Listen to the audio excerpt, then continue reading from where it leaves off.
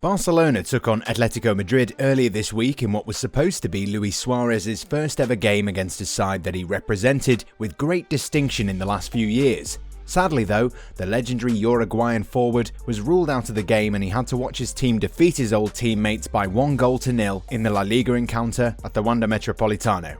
The defeat leaves La Blaugrana sitting mid-table, far away from their usual vantage point where they're fighting for league glory. In this game, Barca saw Gerard Piqué and Sergio Roberto succumb to injuries, thus adding to the injury to teenage sensation Ansu Fati was already ruled out for a number of months. Ronald Koeman's men needed to win the game against Simeone's side in order to finally start moving up the league ladder. So today, we're going to discuss how the game panned out and how Atletico were able to get one over their Catalonian rivals. Barcelona's structure and formation. Koeman isn't the sort of manager who would make major changes to his team's tactical setup based on one particular opponent. The Dutchman went for his tried and tested 4-2-3-1 formation with Marc-Andre ter Stegen in goal, Piqué pairing up with Clément Lenglet at the heart of defence, and Jordi Alba and Sergio Roberto positioned as marauding wingbacks. With Sergio Busquets missing out, summer signing Miralem Pjanic formed a double pivot with Frenkie de Jong. Pedri and Ousmane Dembele were positioned on either flank, while Lionel Messi in the hole and Antoine Griezmann playing up front against his former team. However, both the Argentine and the French international were interchanging position throughout the game, with young Pedri deciding to play more in the half space when Barcelona had the possession of the ball. Due to this, the team's formation appeared more of a lopsided 4-4-2. During defence, it was clear to see that Griezmann was dropping deep to help out the midfield. Messi, on the other hand, restricted himself, staying higher up the pitch. Atletico Madrid's structure and formation. Simeone's side were also missing a few important players apart from Luis Suarez. The likes of Renan Lodi, Hector Herrera and Lucas Torreira in midfield also missed out on this encounter. Simeone went for a rather asymmetric 4-4-2, 5-3-2 formation with Stefan Savic and Jose Jimenez at the heart of defence, while Mario Hermoso was positioned as a hybrid centre-back and full-back. England international Kieran Trippier was given the role of an offensive full-back, while the reliable duo of Koke and Saul Niguez was joined by Yannick Carrasco and Marcos Llorente. Up front, the informed Joao Felix paired up with Angel Correa. Throughout the game, it became clear that Hermoso would thrive in the hybrid system, pushing out wide like a fullback would, but staying within the defensive zones. Carrasco, on the other hand, was given the freedom to stay out wide and look for overlapping runs to meet Joao Felix's cleverly executed passes. Llorente, on the other hand, stayed infield, which allowed Trippier to burst forward whenever presented with an opportunity to do so. Game stats. In order to get a much better understanding of how the game panned out, it's always interesting to look at the stats. This game was a fairly balanced affair and you can't say that one team was much more dominant than the other.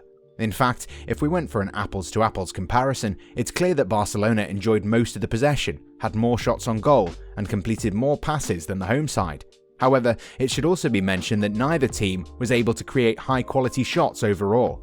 Barcelona, like we just mentioned, had more possession than Atletico, but it was fairly stale. La Blaugrana were never able to dominate proceedings in critical zones. In fact, the only goal of the game at a time when the away side was enjoying their best phase of territorial dominance. Chances. As the old adage goes, goals win games, but sadly, the overall play in the final third from both teams wasn't as sleek as you'd come to expect. In a game where there were a lot of shots on goal, the clinical edge was found lacking. Very early on in the game, Dembele beat his man for pace and sent a cross into the box that was met by Griezmann. The Frenchman's clever flick sailed high, and had that gone in, it would have been a thing of beauty. Atletico also had chances. Soon after ter Stegen had saved a shot from Saul, a great interchange between Correa and Trippier put Llorente through, but the Spaniard's shot crashed against the bar, which was one of the best chances of the game. Barcelona had another chance to take the lead heading into half-time when Griezmann's clever run put through Alba, whose pass found Messi. However, the angle was way too tight for the Argentine to find the target. A few minutes later though, the away team conceded the first and what would later be the only goal of the game. After Piqué stepped up to intercept a long ball, we thought that the Spaniard had snuffed out a scoring opportunity. However, the veteran defender didn't properly control the ball, which left the rest of his teammates scrambling to get back into position. Carrasco found acres of space in front of him, and rather than stay the course, ter Stegen threw his hat into the confusion and left the box to stop the Belgian. The German scramble was of no use as Carrasco would score into an empty net. In the second half, Barcelona got themselves 2 good chances to level the game, but in both scenarios, Lenglet's headers went straight at a grateful Jan Oblak. Griezmann was having little luck too, with his header also going straight towards the Slovenian. The passing game.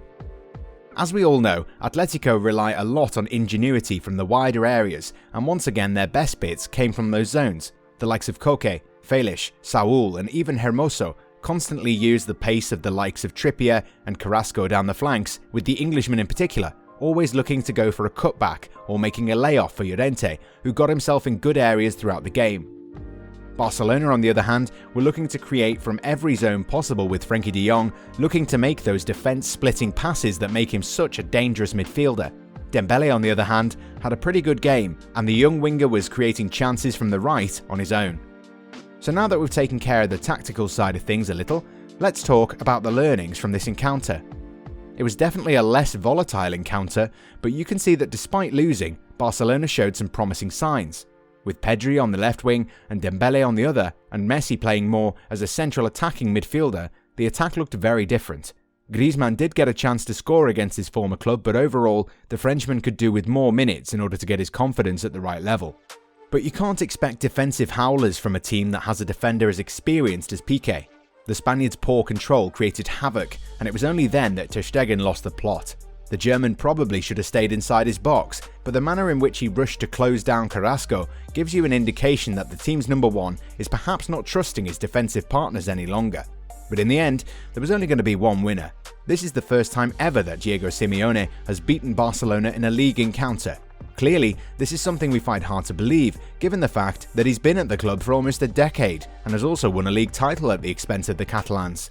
In order to get the job done, Simeone decided to guide his team back to their defensive roots, the same roots that make Atletico Madrid such a hard nut to crack.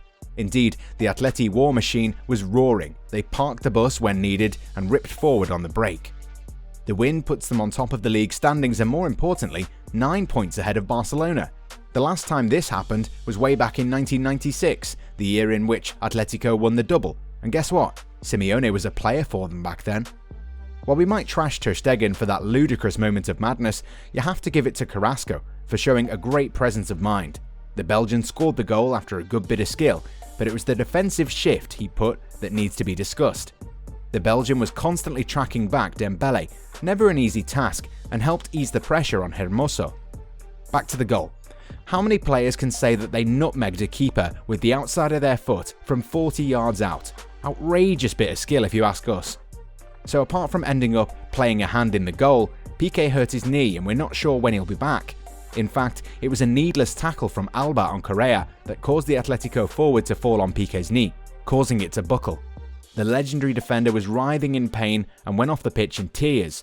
No matter what you say about him, he's still very important to his team, and if he's out for long, you can bet that Barcelona are going to be in trouble. After suffering their third league defeat of the season, Barcelona are 9 points off the top place, and even though they do have a game in hand, this has been a bad start to the season. The team really needs to be more creative in the final third, and with the likes of Atletico and Real Sociedad already showing us how it's done, Koeman will definitely be under immense pressure to start delivering.